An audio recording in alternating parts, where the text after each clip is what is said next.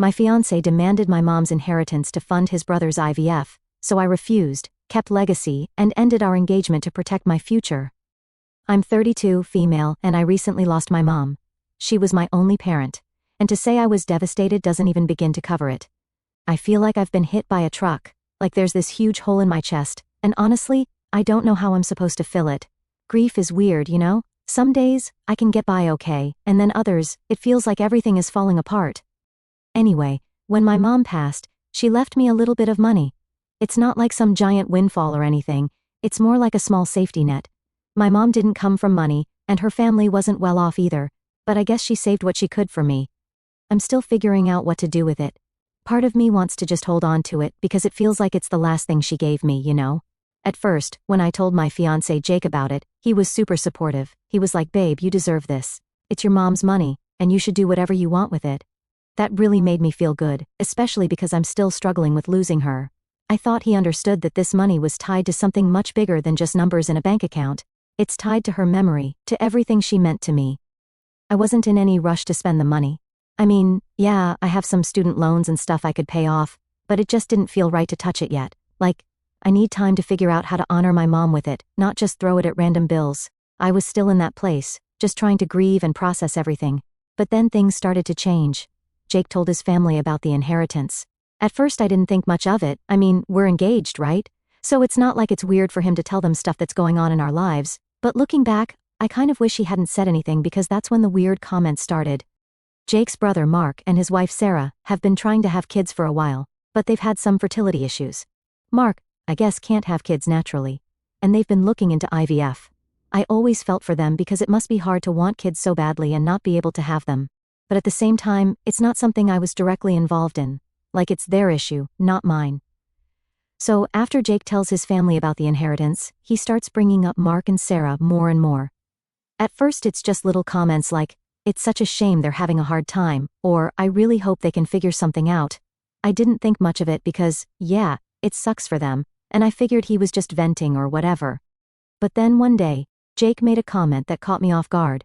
We were sitting at the kitchen table, and he says something like, "You know, if they could afford IVF, they'd finally be able to have a baby." I nodded, kind of absent-mindedly, not realizing where this was going. But then he adds, "It's too bad they don't have the money for it." At that point, I paused. It was clear where this was heading, but I didn't want to assume the worst, so I just kind of waited for him to say more, and sure enough, he did. "You know, with the money from your mom's inheritance you could help them out," Jake said. Like it was the most obvious thing in the world. He said it so casually, like he wasn't asking for much at all. I just sat there staring at him for a minute. I didn't even know what to say. I mean, was he seriously suggesting that I take the money my mom left me and give it to his brother and sister-in-law for their IVF treatments? That's a huge deal, right? It's not like he was asking me to lend them $20 or something. I don't think that's what I want to do with it, I finally said, trying to be polite but firm. I didn't want to cause a fight, but I also wanted to make it clear that this wasn't happening. Jake looked surprised, almost like he hadn't considered that I might say no. "But they need help," he said. Like that was supposed to change my mind. It's the only way they can have a family. Now, look, I get that they're struggling and I really do feel for them. But at the same time, this is my mom's money. It's not just some random sum of cash lying around for people to dip into whenever they feel like it. It's something she worked hard for, and I'm the one she left it to. It's not something I want to just give away because someone else is having a tough time, even if they're family. "I'm really sorry they're going through this," I told Jake, trying to keep the peace. "But I just don't feel comfortable using my mom's money for that. I need to figure out what I want to do with it first." Jake didn't say much after that, but I could tell he wasn't happy. The whole conversation just left a weird feeling in the air. I went to bed that night thinking about everything, but I still felt like I made the right decision. This money was tied to my mom, and I wasn't going to let anyone pressure me into doing something I didn't want to do with it. The next day, Jake was still quiet, and I could tell he was stewing about it. He didn't bring it up again, but something about his mood just felt off. I figured maybe he needed time to cool down and realize that what he asked me was kind of a big deal. But deep down, I had this gut feeling that this wasn't the end of the conversation. And I was right. So, after that whole conversation with Jake about the inheritance, I really thought we were done with it. Like, okay, I said no, he didn't like it, but we could move on, right? Apparently not. The next few days were weird, like really weird. Jake was being super quiet around the house. You know when someone's not saying anything, but you can just feel that they're mad? It was like that. He'd walk around with this tense vibe, barely talking to me, and when he did, it was just one-word answers.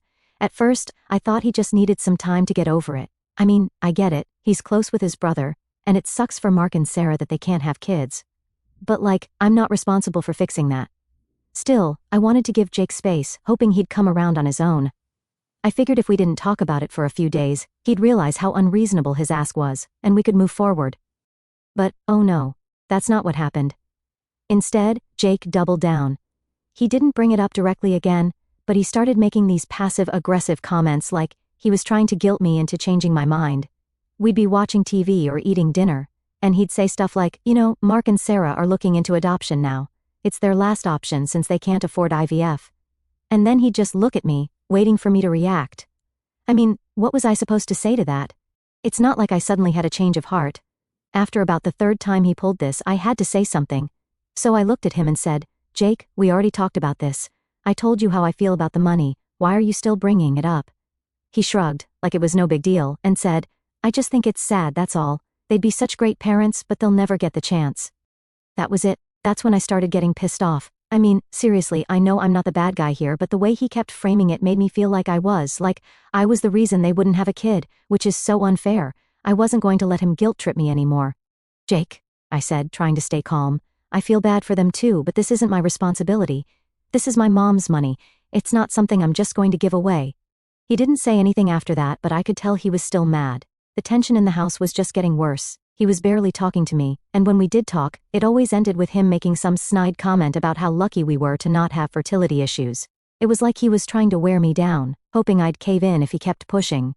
Then one night, I overheard him on the phone with his mom. I wasn't trying to eavesdrop, but I walked by the room and I heard him say, "Yeah, she's still being stubborn about it. I don't know what her problem is."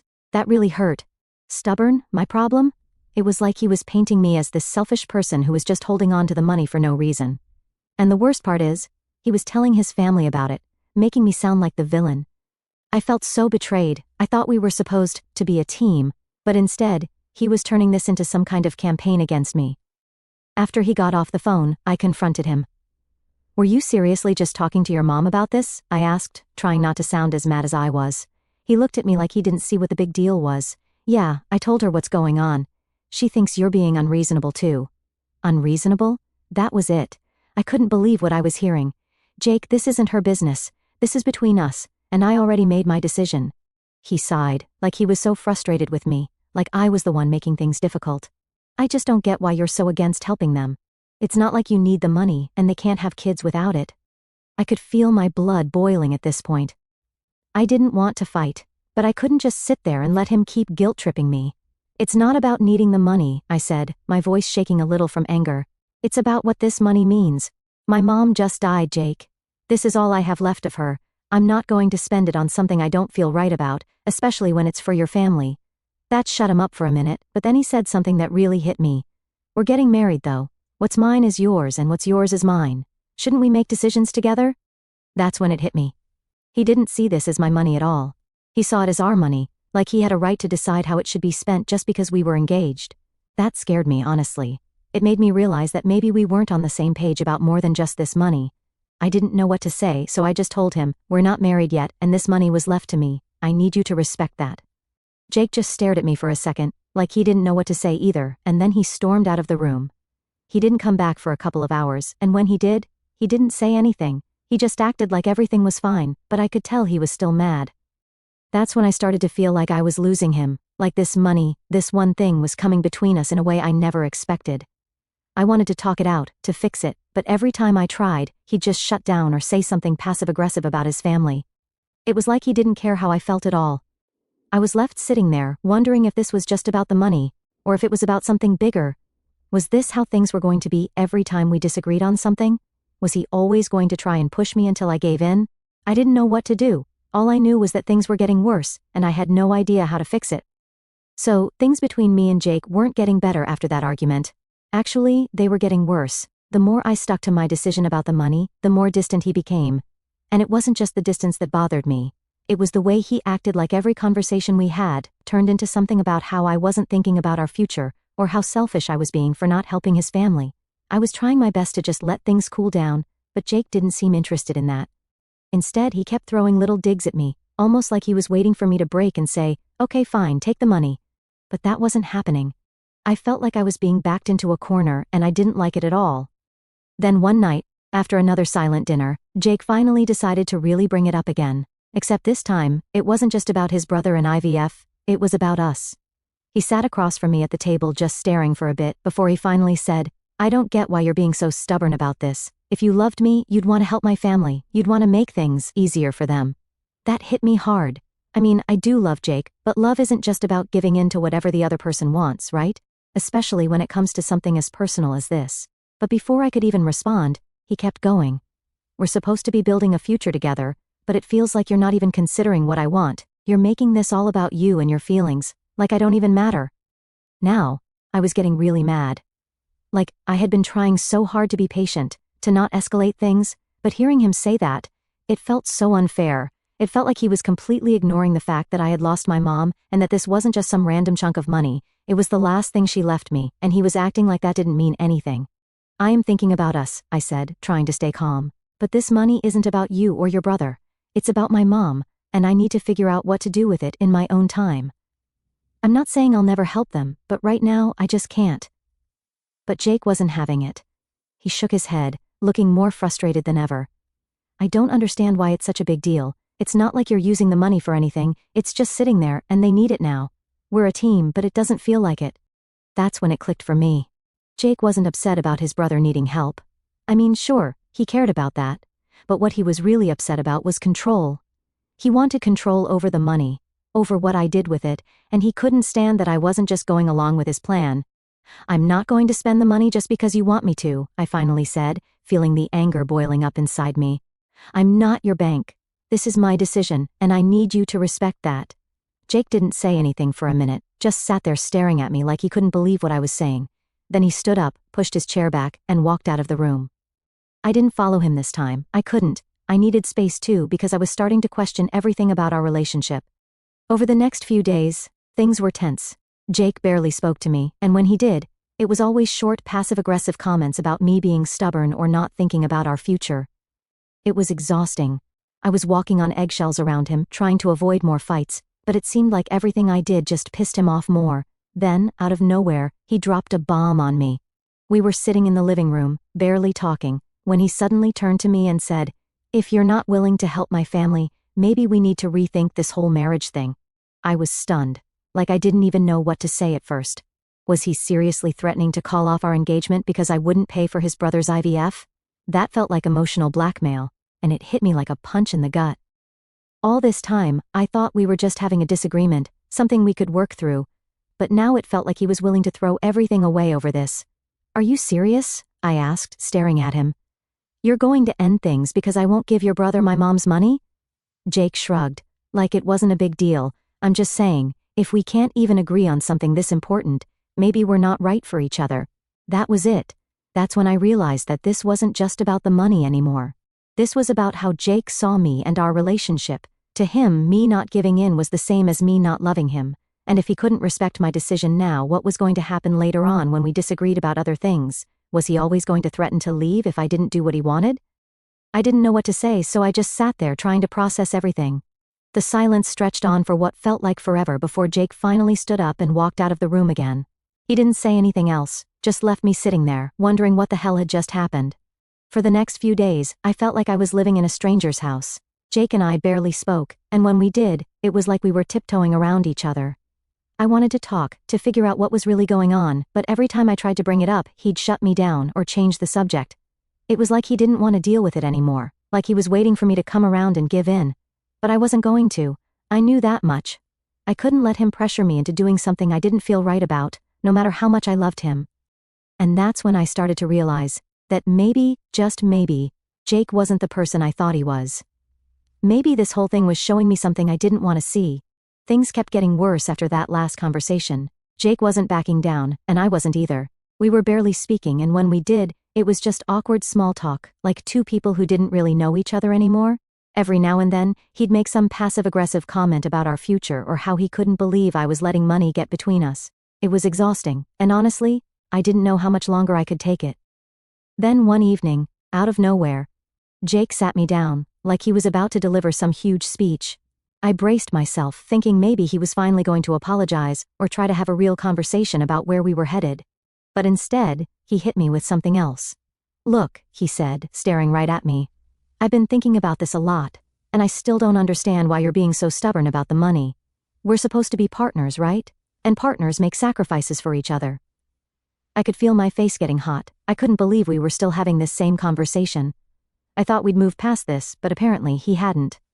"Jake, I've told you a million times, this is my mom's money. It's not something I'm just going to give away because you want me to. I need you to respect that." He didn't even flinch. It was like nothing I said was getting through to him. "But it's not like you're using it for anything, right? It's just sitting there, and my brother and Sarah, this is their only chance to have a baby. Why can't you just help them out? It wouldn't change your life at all, but it would change theirs forever." I couldn't believe he was still framing it like that. Like my life and my feelings didn't matter. "It's not just about the money," I said, my voice rising despite myself. "This is about you not listening to me, about you not respecting how I feel. You've been pressuring me for weeks and I'm tired of it." Jake crossed his arms and leaned back in his chair. "I'm not pressuring you, I'm trying to get you to see reason." "That was it," I snapped. "See reason?" I practically yelled. "Jake, I've been reasonable this whole time. You're the one who keeps pushing and pushing, like my opinion doesn't matter at all. I've told you from the beginning how I feel about this, and instead of listening, you've spent every day making me feel like the bad guy for not giving in to what you want." His face hardened. "So, you're just never going to help them? Is that what you're saying?" I took a deep breath, trying to calm down. "I'm saying I need time to figure out what I want to do with my mom's inheritance, and right now I don't feel right about giving it away for IVF. I've been clear about that." For a second he didn't say anything, just stared at me, like he couldn't believe what I was saying. Then he stood up and said, "Well, I guess this tells me everything I need to know." I felt a pit forming in my stomach. "What does that mean?" He shrugged, acting like he didn't care as much as I knew he did. "It means that you don't care about building a future with me. You're only thinking about yourself." That hit me like a ton of bricks. I couldn't believe he was turning this around on me, like I was the one being selfish. I'd spent weeks trying to be patient, trying to explain my feelings, and now he was making it sound like I didn't care about our relationship at all. "That's not fair," I said quietly, my voice shaking a little. "I love you, Jake, but this isn't just about money. It's about respect, and I don't feel like you're respecting me right now." He didn't say anything for a moment, just stood there looking at me, like he didn't recognize me. Then he finally said, "Maybe we're just not as compatible as we thought." I didn't know what to say to that. I felt like the ground had just dropped out from under me. I'd always thought we were solid, that we'd get through this rough patch and come out stronger, but now I was starting to wonder if we were even on the same page anymore. Maybe we never had been. "I think I need some space," I said, my voice barely above a whisper. Jake looked at me surprised. "What does that mean?" "It means I need time to think," I said, standing up and heading toward the bedroom. "I can't keep doing this, Jake. We keep going in circles and it's not getting us anywhere. I just need some time to figure things out." I could feel his eyes on me as I walked away, but he didn't follow. He just let me go. That night, I lay in bed, staring at the ceiling, thinking about everything that had happened over the past few weeks. How had we gotten here? A few months ago, everything had felt perfect. We were planning our wedding, talking about starting a family of our own, and now it felt like everything was falling apart. I knew part of it was the grief. Losing my mom had left this huge gaping hole in my life, and maybe I hadn't been dealing with it as well as I thought I was. But still, that didn't excuse the way Jake had been treating me. This wasn't just about the money anymore. It was about trust, respect, and the way he seemed to think he had a right to make decisions for me. I thought about calling a friend, but I didn't even know what to say. How do you explain to someone that the person you thought you'd spend the rest of your life with is turning into a stranger right before your eyes? The next few days were rough. I tried to avoid Jake as much as possible, and he seemed content to do the same. We were like two ghosts living in the same house, barely acknowledging each other. I spent most of my time in the bedroom thinking, trying to figure out what to do next. I knew I needed to talk to Jake, to have a real conversation about where we were headed, but I just couldn't bring myself to do it. I was scared, honestly. Scared that the moment we sat down and talked, everything would come crashing down. But I also knew I couldn't keep living in this weird limbo forever. Something had to give. We couldn't keep pretending like this was normal, like everything was fine when it so clearly wasn't. And deep down, I knew that whatever happened next, things were never going to be the same between us again. A few days later, I hit my breaking point. I couldn't take the tension in the house anymore. Jake and I were barely talking, and every time we did, it felt like we were just tiptoeing around each other. It was exhausting, and I was so tired of feeling like I was walking on eggshells in my own home. I needed to have a real conversation with him, even though I knew it wasn't going to be easy. So, one evening, after another awkward, silent dinner, I told Jake we needed to talk. He looked at me with this kind of blank expression, like he wasn't sure if he was ready for what I was about to say, but I couldn't keep pretending like things were fine. We couldn't just keep avoiding the issue. "We can't keep doing this, Jake," I said, trying to keep my voice steady. "We need to figure out what's going on here because I can't keep living like this. This isn't how I want our relationship to be." He sighed, leaning back in his chair like he was bracing himself. "I don't know what you want me to say. You've made it pretty clear that you're not going to help my brother, and honestly, it feels like you don't care about my family at all." There it was again, the same accusation that had been hanging in the air for weeks. I took a deep breath, trying to stay calm. "It's not that I don't care about your family, Jake. I do care. But this money isn't just money to me, it's tied to my mom, and I'm not ready to make decisions about it right now. I've been trying to explain that to you, but you're not listening." He rubbed his hands over his face, clearly frustrated. "I am listening. I've been listening. But from where I'm sitting, it just seems like you don't trust me enough to make decisions together. Like, if we're going to be married, shouldn't we be a team? Shouldn't we be able to make these kinds of decisions together?" I couldn't believe he was still framing it like that. It wasn't about trust or being a team. It was about the fact that he was trying to pressure me into doing something I wasn't comfortable with, and every time I said no, he acted like I was the bad guy. "I get that," I said. "But this isn't about not trusting you. It's about me needing time to grieve and figure things out for myself. You keep saying we're a team, but it doesn't feel like that when you keep pushing me to do something I've already said I don't want to do." Jake shook his head. "I just don't understand why it's such a big deal. It's not like you're using the money for anything right now. It's just sitting there, and Mark and Sarah need help. They're family. Shouldn't that matter?" I felt a lump forming in my throat. I didn't want to cry, but the frustration was getting to me. "It does matter, Jake, but so do my feelings. And right now, it feels like you're not even considering them. You've been pressuring me for weeks, and I'm starting to feel like you don't care about what I'm going through." That seemed to catch him off guard. He sat there for a moment, staring at the floor.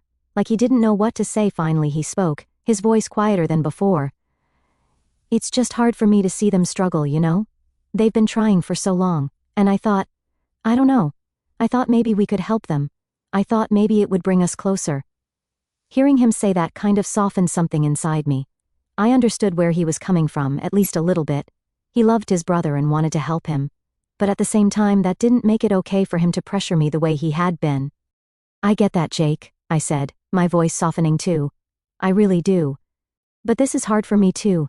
My mom's gone, and this money is all I have left of her. I'm not ready to give that away yet. I need you to understand that." He nodded slowly, like he was finally starting to get it. "I didn't mean to make you feel like I don't care about your feelings.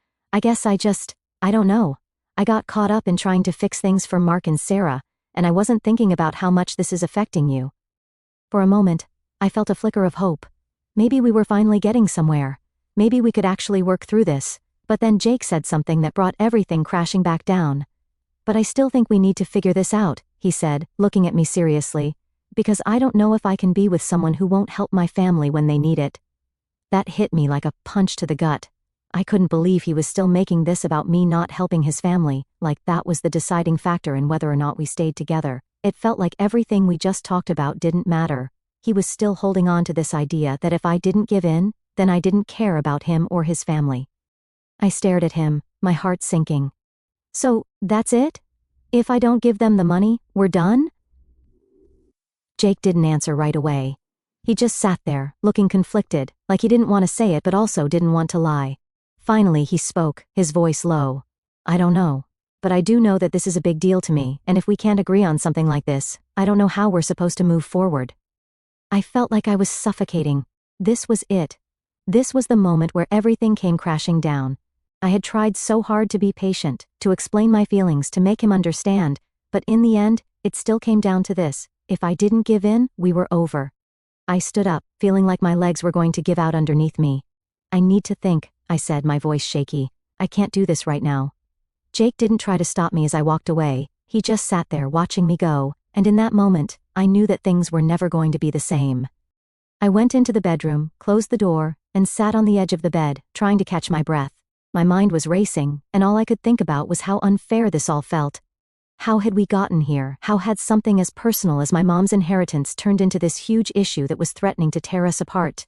I didn't know what to do. Part of me wanted to run back out there and beg Jake to stay, to tell him I'd do whatever he wanted just to keep us together. But another part of me knew that wasn't right. I couldn't give in just to make him happy. I couldn't let him control this because if I did, I'd lose a part of myself in the process, and that was something I wasn't willing to do. I sat in the bedroom for what felt like hours, just staring at the wall, trying to make sense of everything. My mind was racing, going back and forth between all the conversations Jake and I had over the last few weeks. The guilt, the pressure, the way he kept twisting things to make it seem like I was the one being unreasonable. It was starting to feel like he was someone I didn't even recognize anymore.